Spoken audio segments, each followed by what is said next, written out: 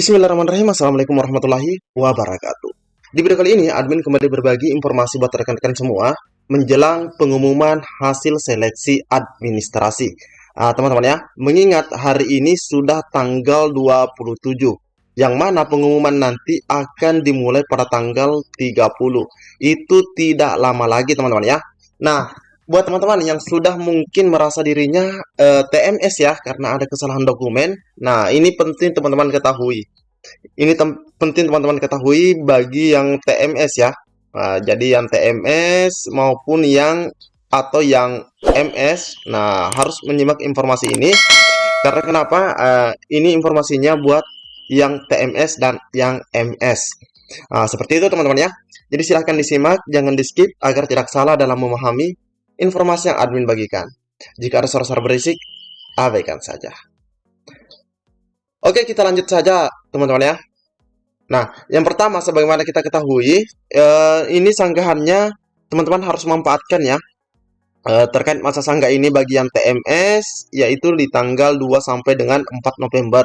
Dan teman-teman yang pastinya lolos ya nantinya, lolos itu tinggal persiapan untuk seleksi pelaksanaan kompetensi yang akan dimulai pada tanggal 2 sampai dengan 19 Desember teman-teman ya. Nanti jadwal seleksi kompetensinya di sini. Ini ya. Namun pelaksanaannya ada pada bulan Desember. Oke.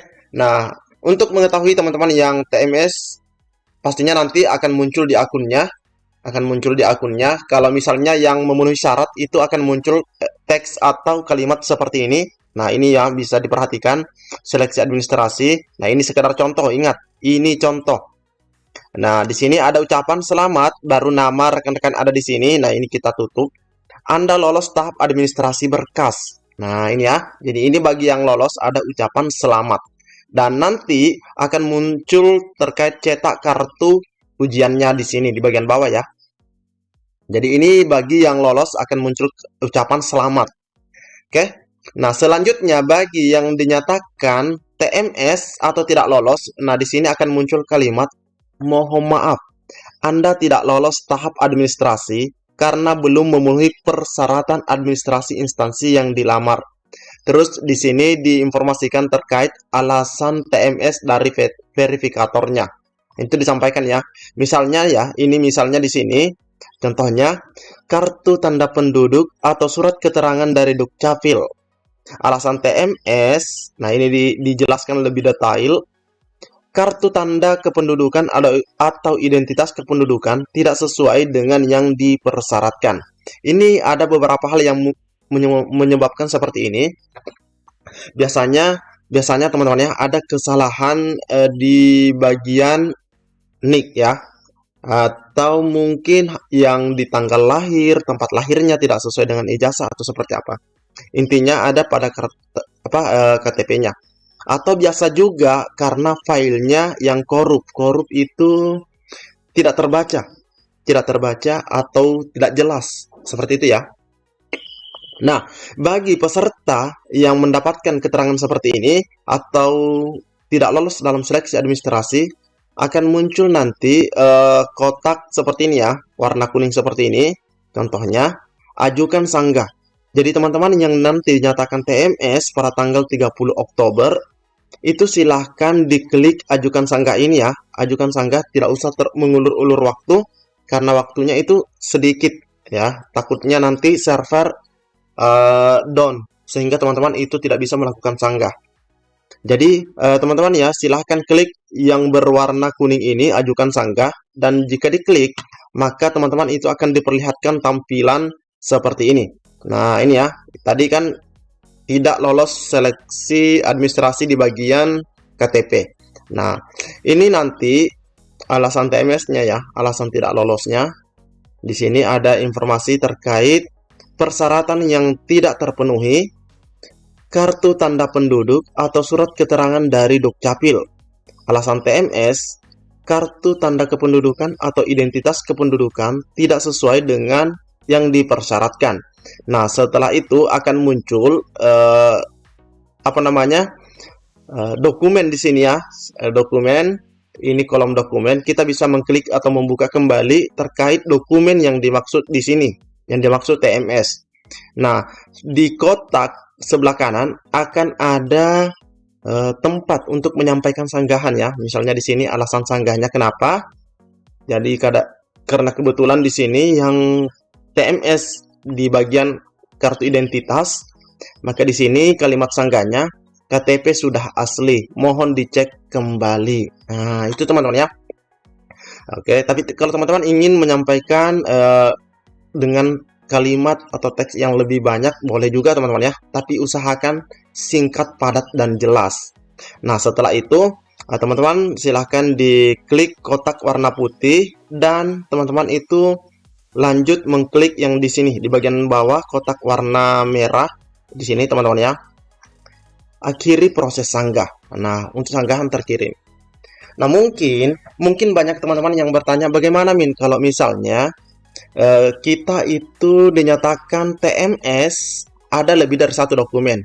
Misalnya surat pernyataannya, terus ada juga surat lamarannya. Bagaimana cara menyampaikan? Nah, caranya teman-teman ya, jika memang kotaknya cuma disediakan satu seperti ini, tapi alasan TMS-nya ada dua atau lebih dari satu, silahkan diketik dengan urutan pertama. Misalnya urutan pertama di sini terkait surat pernyataan teman-teman.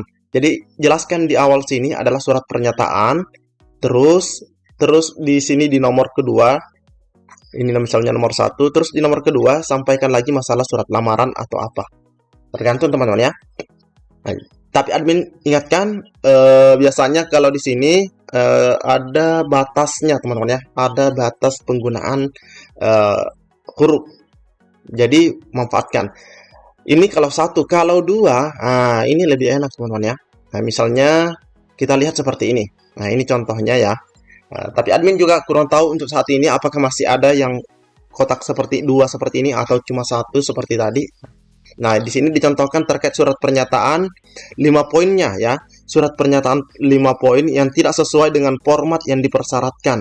Jadi, instansi menyiapkan format surat pernyataan, tapi peserta tidak menggunakan itu, sehingga tidak sesuai dan dinyatakan TMS.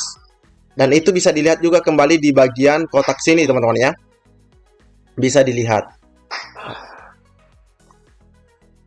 Nah, selanjutnya di sini misalnya ada surat lamaran. Nah, ini juga muncul teman-teman ya. Jadi di sini teman-teman jelaskan terkait alasan sanggahannya terkait surat lamarannya, terus surat pernyataan 5 poinnya dijelaskan juga jika 2 kolom ya. Nah, terus diklik di sini atau dicentang ya, dan akhiri proses sanggah. Nah, untuk teman-teman ya, untuk kalimat sanggah, mungkin ada yang sudah bisa menyiapkan dari sekarang teman-teman ya, alasan sanggahannya. Nah, terkait sanggahan teman-teman ya, teman-teman yang ingin melakukan sanggahan, anggaplah di bagian surat pernyataannya, alasan TMS-nya terkait surat pernyataan dan surat lamaran yang tidak sesuai dengan format. Nah, di sini misalnya kalimat sanggahannya, mohon maaf, tim verifikator, saya sudah memastikan kembali bahwa surat pernyataan dan surat lamaran yang diunggah telah sesuai dengan format ketentuan dari instansi.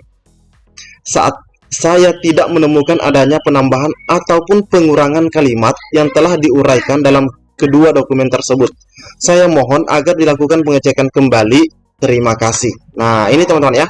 Nah, ini pastinya kalimat sanggahan jika itu satu kolom saja, teman-teman ya.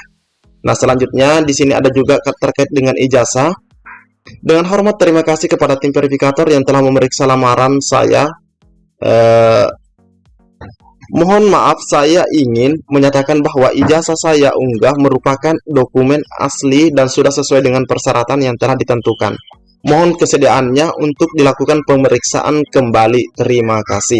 Nah, seperti itu teman-teman ya. Nah, banyak teman-teman juga yang pesimis, tidak mungkin sanggahan kita bisa lolos. Jangan teman-teman ya, karena kenapa? Admin akan perlihatkan contoh hasil seleksi administrasi CPNS.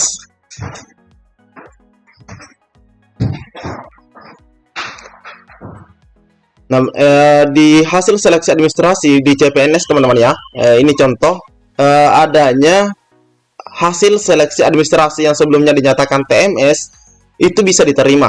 Nah, di sini dari pemerintah Kota Serang. Ini terkait CPNS ya. Jadi admin cuma ingin meyakinkan bahwa sanggahan itu bisa diterima, sebagaimana contoh yang pernah dilakukan oleh rekan-rekan kita yang mendaftar CPNS.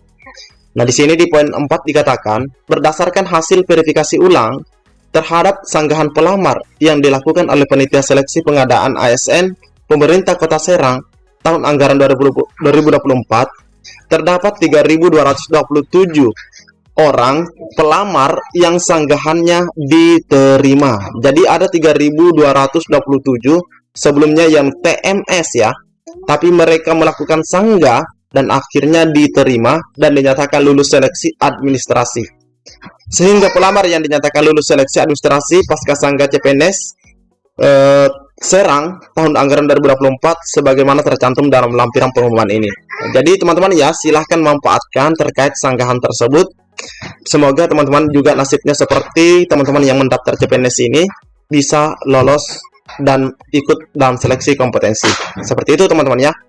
Oke, cukup sekian informasi yang dapat admin bagikan. Lebih dan kurangnya admin mohon maaf. Assalamualaikum warahmatullahi wabarakatuh.